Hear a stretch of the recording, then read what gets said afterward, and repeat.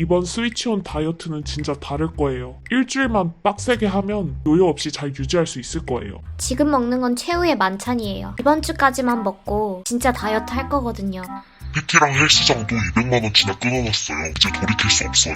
몇 번을 다이어트를 실패하고도 또 기적의 다이어트법을 찾고 계시나요? 새해를 맞아 스위치온 다이어트, 키토제닉, 단식 등 새로운 다이어트법을 시도하고 계신가요? 저도 언제나 그랬습니다. 저는 3개월 동안 소식자들을 따라하며 일명 소식법을 실천해왔는데요. 사실 소식자들을 따라하기 시작한 것조차 그들의 태생적인 마름 체질을 조금이라도 담고 싶어서였습니다. 그리고 소식법을 실천한 지 3개월이 지난 지금 가장 큰 변화가 생겼습니다. 바로 먹는 게 귀찮아졌다는 거예요. 다이어트를 할 때마다 설탕, 탄수화물은 제게 철저하게 금지된 음식이었습니다. 하루는 친구들과 카페에 갔어요. 디저트를 시켜놓고 아무도 손을 대지 않는데 저만 그 빵이 눈에 밟혀서 대화에 전혀 집중할 수가 없었죠. 디저트 앞에서도 담담한 친구들을 이해할 수가 없었습니다. 한편으로는 친구들이 너무 부러웠습니다. 그들이 말랐건 마르지 않았던 말입니다. 빵에서 눈을 뗄 수 없는 저만 정상이 아닌 것 같았죠. 또 한 번은 다이어터 유튜버들이 케이크를 코앞에 두고 수다를 떠는 영상을 봤습니다. 케이크를 눈앞에 두고 어떻게 안 먹을 수 있냐는 댓글에 좋아요가 엄청 달렸더라고요. 그걸 보고 다이어터들은 저와 대부분 비슷한 생각과 상태에 놓여있다는 걸 알게 되었습니다. 그리고 지금도 밥보다 빵을 선호하는 디저트 중독자인 저는 카페에 가서 거의 매일 디저트와 빵을 함께 주문합니다.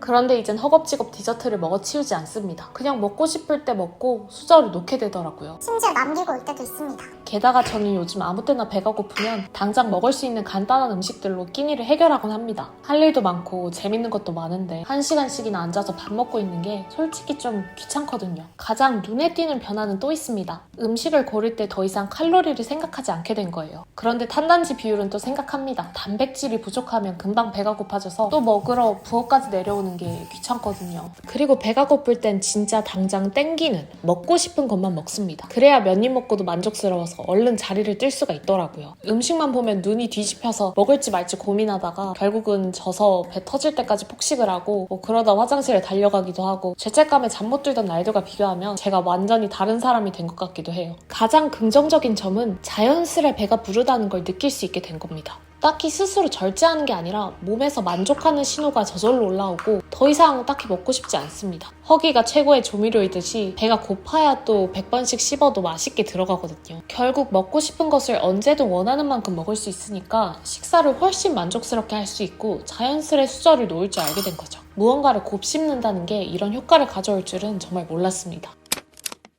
이렇게 소식법을 실천한 지 3개월이 지난 지금 아직도 꼭 지키는 3가지가 있어요. 첫째, 무언가 보거나 딴짓을 하며 밥 먹지 않기. 두 번째, 타이머를 재면서 먹거나 100번을 씹기. 세 번째, 식사를 마치면 바로 그 자리를 뜨고 식사를 마무리하는 행위를 하는 겁니다. 저 같은 경우에는 양치를 하거나 에사비를 탄 물 한 컵으로 마무리를 하곤 합니다. 이렇게 마무리를 하면 내가 배가 부른 상태인지 확실히 더 잘 체감이 되더라고요. 또 배가 고프면 또 먹으면 되죠 뭐. 사실 근데 양치하기 싫어서 먹기 귀찮을 때도 많습니다.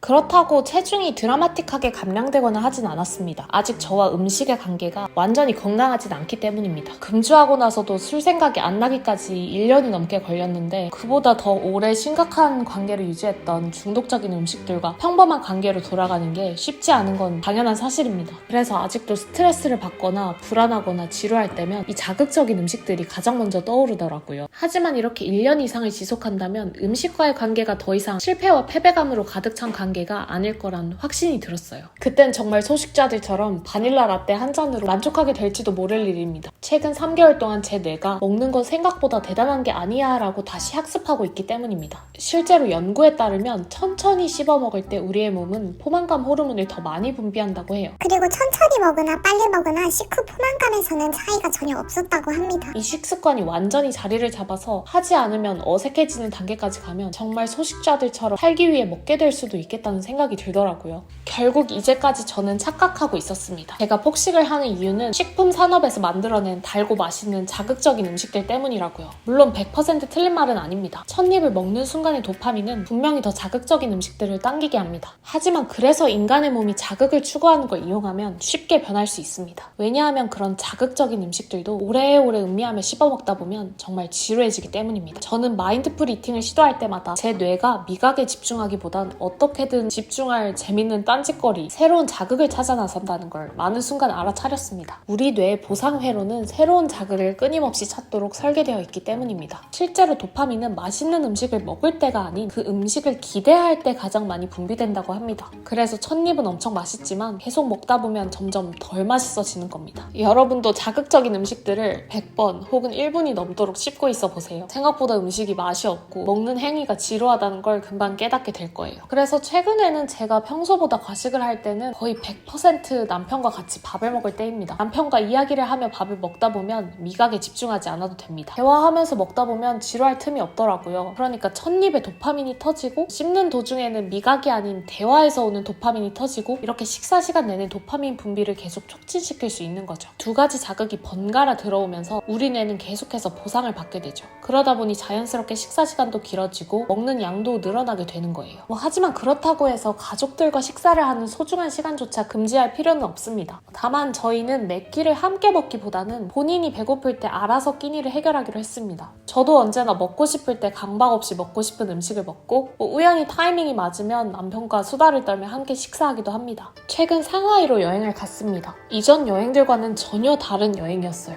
놀랍게도 오로지 먹고 마시는 거에만 집중하던 과거와는 달리 저는 더 다양하고 재밌는 경험을 하는 거에 초점을 맞추고 있었습니다. 바로 이전 여행이었던 보홀에서는 완전히 달랐습니다. 여행 3일차에 금지된 음식인 피자 한 입으로 입이 터지고 말았거든요. 그때 제가 피자 2판, 과자를 막 6봉지를 먹고 초콜릿 한 통까지 순식간에 해치웠어요. 저 자신이 미친 것 같았지만 이걸로 끝이 아니었죠. 어차피 이날을 망했으니까 괜찮다면 망고빙수가 이렇게 한 대접이 나오는 걸 제가 다 먹어 해치웠어요. 근데 정말 그날로 끝이었을까요? 그 다음 날도, 그 다다음 날도. 결국 보홀을 떠날 때까지 저는 참지 않고 계속 먹어댔습니다. 여행 후반부는 어느새 먹기만을 위한 여행으로 바뀌어 있었죠. 물론 죄책감과 후회로 점철된 여행 끝에는 결국 사진도 한 장 남겨두지 않았더라고요. 그런데 이번 상해 여행에서는 하루에 10,000보에서 30,000보 가까이를 걸으며 먹는 게 그저 여행의 즐거움 중 하나로 전락한 게 정말 신기한 경험이었습니다. 덕분에 상해는 저의 인생 여행지 중 하나가 되었습니다. 그렇게 생각해보면 다른 여행지들도 어쩌면 그럴 수 있었을지도 모르겠어요. 하지만 오로지 음식과 저의 이 살찌는 거에만 집중하느라 인생에 다시 오지 않을 수 있는 소중한 경험과 기회들을 엄청 날려버리지 않았나 하는 그런 아쉬움이 남더라고요. 그렇다면 제가 첫 50일 동안 어떻게 소식 습관을 만들었는지 다음 영상을 클릭하면 바로 보실 수 있을 거예요.